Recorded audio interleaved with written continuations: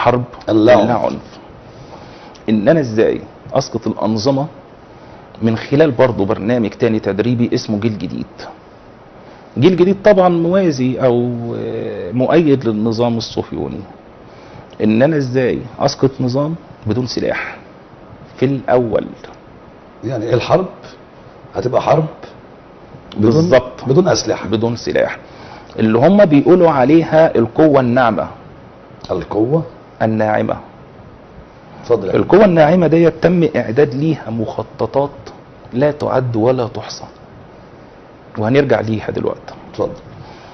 فاتدربهم على حرب اللا عنف جراس راتس، وكان ضابط الاتصال ما بين الشباب دول اللي راحوا اتدربهم كان هو جيمس جليسمان، وكان جين شارب اللي هو عمل كتاب كفاح اللا عنف. يعني ديت اللي كانوا بيتدربوا عليه حرب اللا عنف. وكان بعد التدريب كانوا بيسلموهم كتب لجين شارب، كان اسم الكتاب حرب اللا عنف. يعني هو نفس المسمى ونفس المصطلح. نعم. ان انا ازاي برضو اسقط انظمه. فلو جيت حضرتك اتكلمت تاني على المخطط هتلاقي ان اخطر مخطط بتاع برنارد هنري لويس. وانا بطالب من خلال حضرتك ان المخطط ده بالذات المفروض يدرس في المناهج العلميه. يعني احمد بيه بيطالب بهذا المخطط انه يدرس في المناهج داخل المدارس في جمهوريه مصر العربيه، عشان يكون في توعيه كامله لاهالينا او لاولادنا في جميع المدارس وفي جميع الكليات، عشان يكون عندهم الرؤيه الحقيقيه ايه هو المخطط اللي جاي والتقسيم اللي جاي على مستوى الوطن العربي كله. يبقى ده رؤيه كلنا شايفينها ودرسنا، عشان احنا يا جماعه يبقى عندنا الوعي الكامل. يعني لو حضرتك واحنا بنتضامن مع احمد بيه. يعني لو حضرتك جيت لي المخطط ده بتاع برنارد هنري لويس اللي احنا كنا اتكلمنا عليه قبل الفاصل، الراجل ده شرح احنا ازاي بالظبط هنعمل في الدول العربيه وايه المطلوب منها. قال ايه؟ قال في لقاء صحفي مع وكالة الإعلام بتاريخ 20 مايو عام 2005، قال بأن العرب قوم فاسدون ومفسدون فوضويون لا يمكن تحضيرهم أبدا، وإذا تركوا لأنفسهم فسوف يفاجئون العالم المتحضر بموجات بشرية إرهابية تدمر الحضارات وتقوض المجتمعات. ولذلك فإن الحل السليم للتعامل معهم هو إعادة احتلالهم واستعمارهم. ولذلك فإن الحل السليم للتعامل معهم تاني يا أستاذ هاني إعادة احتلال واستعمارهم. ولذلك فإنه من الضروري إعادة تقسيم الأقطار العربية والإسلامية إلى وحدات عشائرية وطائفية، ولا داعي لمراعاة خواطرهم أو التأثر بانفعالاتهم وردود أفعالهم، ولا مانع عند إعادة احتلالهم أن تكون مهمتنا المعلنة هي تدريب شعوب المنطقة على الديمقراطية. تدريب شعوب المنطقة هي الديمقراطية اللي بيطالبوا بيها. ان تكون يعني مهمتنا المعلنة. يعني ما يكونش عندهم لا رحمة ولا رأفة ولا يرجعوا لأي عواطف داخلية اللي بيتم في التقسيم ويعني ايه يا احمد بالكلام ده؟ لا ده في كمان اخطر من كده. كان في برضو دراسة كان عملها ماكس سينجر اللي هو مدير معهد هيدسون للدراسات الاستراتيجية. كان المشروع ده عمله سنة 2002 وقدمه لوزارة الدفاع الأمريكية. الهدف من المشروع ده إسقاط الأنظمة الملكية في دول الخليج. إسقاط الأنظمة الملكية في دول الخليج وتشجيع الأقليات في الدول الشرق الأوسط، زي مثلا الأقليات الشيعية في العراق وفي سوريا وفي لبنان، الدروز في لبنان وفي سوريا، المسيحيين في مصر، لإقامة دول مستقلة ليهم بحجة الاضطهاد اللي احنا النهارده عشان يبقى هنا عنده المشروع بتاع التقسيم بيكتمل بالظبط كده بجزئية الأقليات اللي موجودة. إنه لو ما جاش من خلال الثورات الملونة تيجي من خلال حتة الأقليات. بالظبط كده. اتفضل. وبمناسبة الثورات الملونة كانت قالتها كوندريزا رايس في مؤتمر سنة 2005 تحديدا، كان في 23 مايو 2005 في منظمة الآيباك. اتكلمت فيه عن الثورات الملونة وقالت المفروض الشعوب العربية تاخد الديمقراطية من الدول المحتلة زي العراق وزي فلسطين. اتفضل. ده اللي قالته كوندريزا رايس تمام بنفسها. تمام. وفي مارس 2003 جه الرئيس الفخري لمجلس العلاقات الخارجية الأمريكي ليزلي جليب عمل مخطط لتقسيم العراق بس.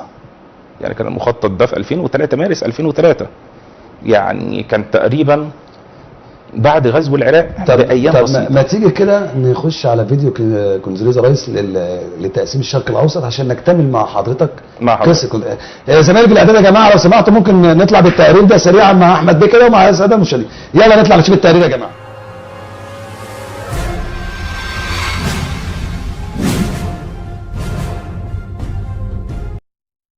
False choices in the Middle East. They have claimed that we must choose either freedom or stability, either democracy or security. They have said that the United States could either uphold its principles or advance its policies. But by trying to purchase stability at the price of liberty, we achieved neither. And we saw the result of that on a fine September morning. That is why President Bush has rejected 60 years of false choices in the Middle East. And as he said last week at the International Republican Institute, the United States has a new policy. Our principles are sound and our policies are right. We measure our success in the democratic revolutions that have stunned the entire world. Vibrant revolutions of rose and orange and purple and tulip and cedar. The destiny of the Middle East is bound up in this global expansion of freedom. The days of thinking that this region was somehow immune to democracy, working with our G8 partners, the United States has created the broader Middle East and North Africa Initiative to build partnerships with people in the region who are working for greater liberty. Nations all across the world are speaking a common language of reform, and they are helping citizens throughout the broader media have even asked why the only real democracies in the Middle East are found in the quote-unquote occupied lands of Iraq and the Palestinian territories. What an incredible thought.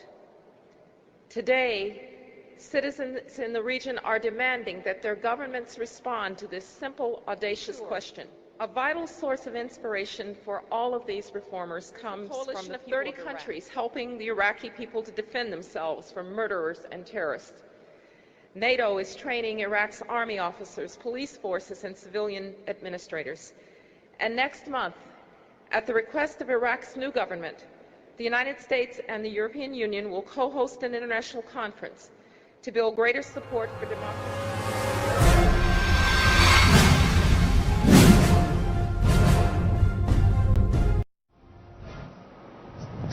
ورجعنا لكم اعزائي المشاهدين واهالينا في كل المحافظات وعرضنا التقرير وعرضنا الفيديو. بشكر كل مراسليني وكل فريق العمل على مستوى انحاء العالم كله لهذه الرؤيه لاهالينا في كل محافظات مصر.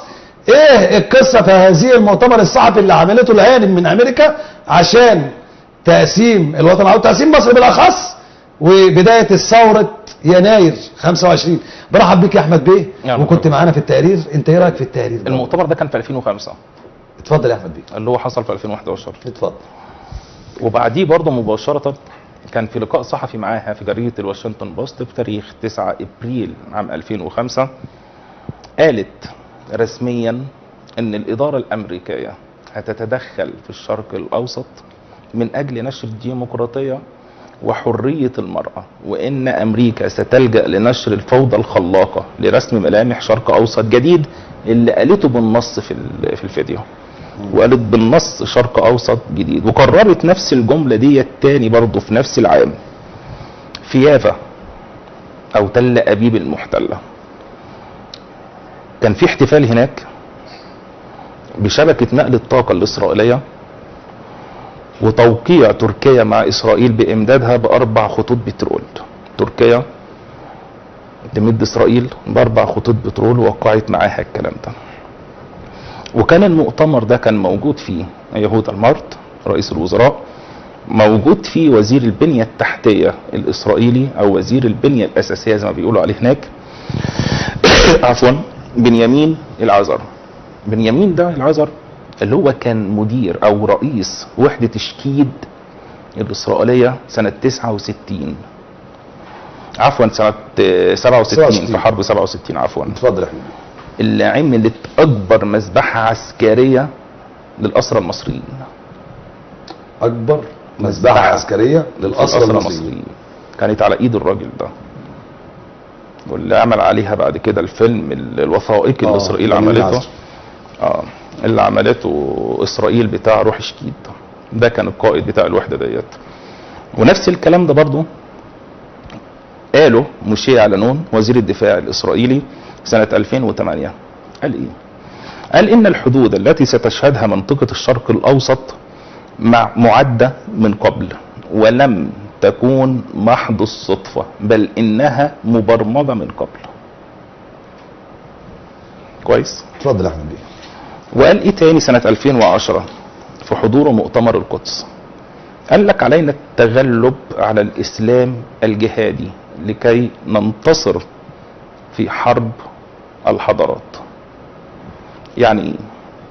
هو طبعا ما يقصدش الاسلام الجهادي اللي هو التطرف والارهاب، يقصد الاسلام بشموليته، ان احنا نحاول نصدره للعالم على اساس ان هو دين ارهابي. فعلشان نصدره للعالم نعمل ايه؟ لجأوا هنا لمخطط كان عامله ديك تشيني اللي هو كان نائب الرئيس الامريكي، وتحديدا كان نائب جورج بوش. ديك تشيني ده كان من اخطر رجال السياسه اللي جابتهم الولايات المتحده. فديك تشيني كان عامل فريق في جميع التخصصات، ولكن كان تركيز ديك تشيني على منطقه الشرق الاوسط. فديك تشيني كان عامل مخطط اللي هو الحزام الاخضر. المخطط ده اللي ابتدى فيه بريجينسكي اللي هو كان مستشار الامن القومي لبيل كلينتون، وبعد كده كان نائب بيه، وبعد كده كمله ديك تشيني وكمل المخطط ده. مخطط الحزام الاخضر ده الهدف منه هو اختلاق كيانات ارهابيه بغطاء ديني، وهو اللي عمل القاعده. الراجل ده هو اللي عمل تنظيم القاعده. لو انت حضرتك بصيت لتنظيم القاعده هتلاقيه كان بادئ حركه مسلحه ملهاش اي علاقه خالص بالدين، ولا كانت حركه تكفيريه، ولا كان ليها علاقه، ولا كانت بتكفر، ولا كان الكلام ده كله. وبالمناسبه اللي عمل تنظيم القاعده هو عبد الله عزام. عبد الله عزام اللي هو كان مسؤول الاخوان في فلسطين، وبعد كده لما راح السعوديه واشتغل هناك في السعوديه هو عبد الله عزام هو ومحمد الاخوان في فلسطين، وبعد كده راح هو كان مسؤول الاخوان في السعوديه. هو تنظيم القاعده. طبعا يعني هناك مسميات. طبعا هو نفس يعني الفكره بتاعتهم، لكن بيتغير. لو حضرتك رجعت لتنظيم القاعده والفيديوهات القديمه هتلاقيها كلها عبد الله عزام. اسامه بن لادن ده لسه اول امبارح. اسامه بن لادن دخل تنظيم القاعده لسه حديثا، مش هو اللي عملها. لا، ده كان في عبد الله عزام، وكان في محمد قطب، وكان في ناس اباطره من الاخوان هم اللي عاملين تنظيم القاعده. يعني هي بيتغير يعني المسميات بس. لا، وكمان ايمن الظواهري في كتاب بتاع حصاد 30 عام قال الكلام ده. قال ان احنا كلنا بدايتنا اخوان. دايما الظواهري اللي قال الكلام ده. كلنا بدايتنا اخوان. يعني هناك خطر موجود على ارض الواقع، ان عشان كنا في احد الحلقات كان يعني كان لا، ده اللي مجنن اسامه بن لادن اللي فاتت ان يبقى في مصالحه بين الاخوان وبين الشعب المصري وحاجات زي كده. لا، فحضرتك بتسند مواضيع خطيره النهارده، ان بدايه تنظيم القاعده هي بدايه الاخوان في يعني الاشياء المسلحه على مستوى الوطن العربي كله. بص يا فندم. اتفضل يا فندم. لما اتعملت منظمه الاغاثه في تركيا اللي كانوا ماسكينها الاخوان، واخد بال حضرتك؟ الاخوان مش بتوع ان هم يمسكوا سلاح ويضربهم، ده الاخوان اجبن من كده. انا بتكلم على الاخوان اللي هم القيادات. بيبعتوا العيال الصغيره ويعملوا بمعنى اصح كيانات مسلحه بس باسم مختلف عن جماعه الاخوان، زي حركه جهاد وزي الجماعه الاسلاميه. ولما يقعوا في المحظور يقولوا احنا مالناش علاقه بيهم. زي ما عمل حسن البنا بالظبط ايام قتل احمد ماهر وايام قتل النقراشي، لما طلع بيان وقال ليسوا اخوانا وليسوا مسلمين، بالرغم ان التنظيم الخاص هو اللي عملها ايام محمود عساف وعن الجماعه دول.